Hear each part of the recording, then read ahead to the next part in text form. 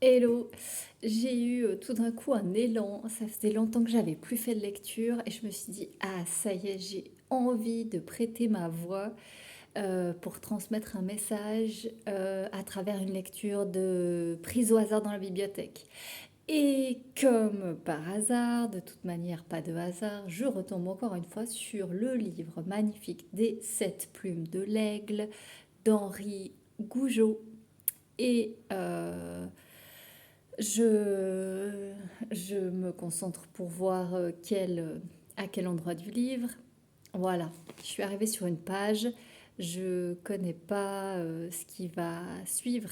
Donc on va découvrir ensemble. Voilà, je vous propose de vous poser et puis de pas forcément me regarder parce que c'est pas ça l'important, c'est de d'écouter avec le cœur. Alors, on y va. Et entre autres, j'avais demandé euh, de trouver un texte qui nous fasse du bien en ce moment. Quelque chose dont on aurait besoin. Voilà. J'espère que cette fois, tu vas lâcher d'un coup, parce que je ne t'attendrai pas. Où allons-nous, Chura? Dans le sentir. Il m'a demandé de fermer les yeux. Je me suis retrouvée dans mon corps, comme dans une maison à la pénombre. Accueillante, familière, grouillante de mille vies. La voix d'El Chura m'est parvenue lointaine. Il m'a semblé que je l'entendais au travers de ma peau. Plus profond, Louis, descends encore. J'ai eu l'impression de lâcher une rampe. Je me suis sentie glisser comme sur un toboggan. Peut-être ai-je traversé un bref instant d'appréhension, mais ce ne fut guère qu'un chaos. Une allégresse soudaine m'a envahie. Je me suis laissée aller à la grâce de Dieu, sans peur, sans armes, sans question. Ça ressemble à un voyage chamanique. Et je crois me souvenir que le Chura, en fait, c'est un chaman hein, là-bas en Amérique du Sud. Avance vers tes frontières. C'est bien. Attention, tu entres dans l'herbe. Tu sens l'air? Oui, Chura, je suis dehors. Une ivresse légère m'a pris. Je me sentais flotter. Je ne voyais pas mon compagnon, je ne voyais rien, mais je n'étais plus enfermée nulle part. J'ai eu envie de rire, j'ai dit Chura, ne me lâchez pas. C'était tout à coup comme si j'apprenais à marcher ou à monter à bicyclette ou à nager dans l'air.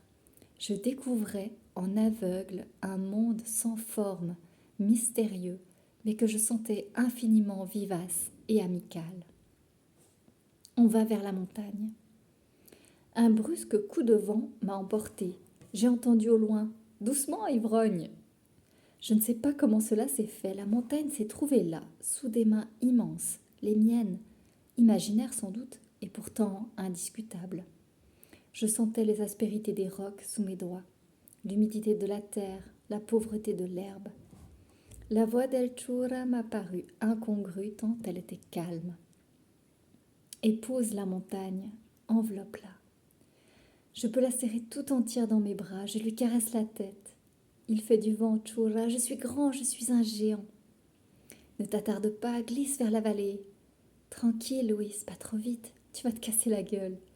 Attention aux rochers. Comment elle est, la vallée? Elle est sombre, il fait frais. J'ai senti l'eau soudain, ses sentiments, sa course vive, j'ai dit Chura, on suit la rivière? On suit la rivière jusqu'à l'océan. Ouvre, ouvre encore. Le monde s'est ouvert. Je n'ai plus ressenti qu'un silence d'oiseaux, une paix de haut vol. Chura, je suis en plein ciel.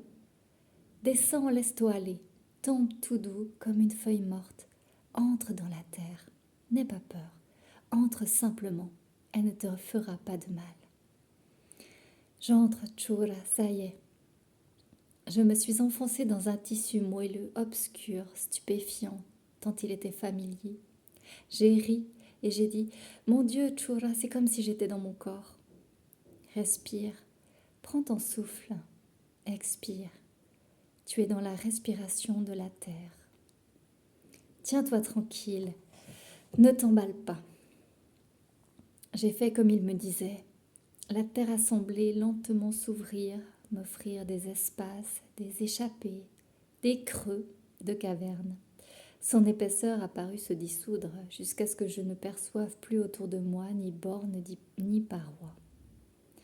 Chura, je suis dans le vide, je ne sens ni ciel ni terre, je sens des planètes. Tu es sorti de la chaleur de la Pachamama, tu es libre, plus rien ne flotte, plus rien ne lutte, plus rien ne s'oppose à toi. Fais attention. Mais Chura, je ne me sens pas en danger. C'est maintenant que tu es le plus vulnérable. Prends garde, protège-toi. Me protéger de qui, Chura? Tout est si simple. Me protéger comment? Tu trouveras tout seul. Il nous faut revenir maintenant. Et je me suis retrouvée comme un œuf dans la terre. La voix d'El Chura m'en a fait sortir. La rivière, la vallée, la montagne, les runes de Tiahuanaco, excusez-moi pour cet accent piteux, l'herbe à mes pieds, la maison de mon corps, tout cela m'a traversé comme autant de bouffées de souvenirs. Quand j'ai ouvert les yeux, j'ai vu le ciel, des pans de pierre grise, et devant moi la figure de mon compagnon penché dans l'ombre de son chapeau, sur la flamme de son briquet. Il allumait une cigarette. Il m'a regardé par en dessous, il m'a dit « C'est bien, mais tu es encore trop impétueux. » Chura, j'ai l'impression de voir le monde avec mon corps, non pas avec mes yeux, avec mon corps. Tu étais éveillé. Je ne le suis plus? Non, la lumière vient de s'éteindre. Chura, que s'est-il passé? Quand tu es sorti de ta conscience carrée, tout à l'heure, ton corps a rencontré le monde, et le monde a rencontré ton corps. Tu es entré dans cette belle histoire d'amour que tu m'as racontée un jour, tu te souviens? Le monde a dit à ton corps, qui est là? Et ton corps ne lui a pas répondu, c'est moi. Il lui a répondu, c'est toi-même. Ton corps a reconnu les frémissements de la terre, parce que les frémissements de la terre sont aussi les tiens. Ton corps a reconnu la danse des atomes de la terre, parce que les atomes dansent en lui, pareillement. Ton corps a rejoint sa famille, Louis. C'est cela, le sentir? Oui. Il ne peut s'allumer que si la conscience carrée se repose. Pourquoi la conscience carrée est-elle l'ennemi du sentir, Chura? Elle n'est pas son ennemi, elle est simplement un autre lieu de nous-mêmes. Elle est d'un autre visage. La conscience carrée est très utile pour fabriquer des trains, des routes, des avions, des villes, des médicaments, des canapés, des systèmes increvables. En fait, c'est notre mental qui est notre service pour faire. C'est pas l'être, c'est le faire. Mais elle est ainsi faite qu'elle ne veut pas goûter, elle veut comprendre. Elle ne veut pas jouer, elle veut travailler. Elle ne veut pas de l'inexprimable, elle veut des preuves. Elle ne veut pas être libre, elle veut être sûre. Elle doit être respectée, elle a des droits et des pouvoirs, mais veille à ne pas lui laisser tous les droits ni tous les pouvoirs. Veille à ce qu'une porte reste toujours ouverte dans un coin de ta conscience carrée. Il faut que tu puisses sortir dans le jardin. C'est là qu'on se retrouvera, Louis, quand tu auras envie de ma compagnie dans le jardin. Il s'est levé et nous sommes allés parmi les ruines comme nous le faisions tous les soirs. Voilà le petit passage pour ce soir. Donc, revenir à son corps, à son ressenti. Alors, ça peut se faire pas forcément avec un voyage de conscience comme il l'a fait. Ça peut se faire aussi de manière très concrète. Aller dehors, aller près de la rivière et ressentez les choses. L'humidité de l'air déjà, la sensation peut-être du vent sur votre peau, dans vos cheveux, et puis le bruit de l'eau et les odeurs, et le bruit peut-être des animaux, et ça va apaiser votre mental. Et à un moment donné, vous pourrez même fermer les yeux et rentrer dans une communion encore plus profonde pour ressentir peut-être l'esprit de l'eau, l'esprit du lieu. Quelles sont les énergies en présence et qu'est-ce que ça vous fait à vos émotions plus profondément. Vous pouvez vous dire, où est la sensation dans mon corps? Où elle se situe? Est-ce que c'est dans mon ventre? Est-ce que c'est dans mon cœur? Est-ce qu'il y a quelque chose qui s'apaise? Est-ce que je m'aperçois que mon souffle se fait plus calme?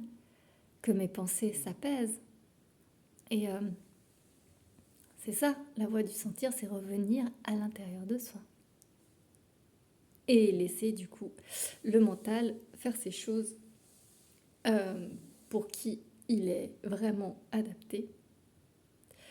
Réfléchir à des choses concrètes, calculer quand on a besoin, je ne sais pas, des choses pour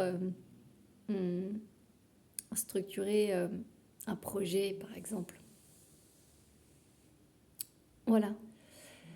Et le reste, cette conscience qu'on pourrait dire du coup plus ronde, la conscience plus ronde, si on prend la rondeur, et ben ça va être plus de yin, et le yin, c'est vraiment le ressenti. C'est cette matrice qui va accueillir pour ressentir les choses. Voilà.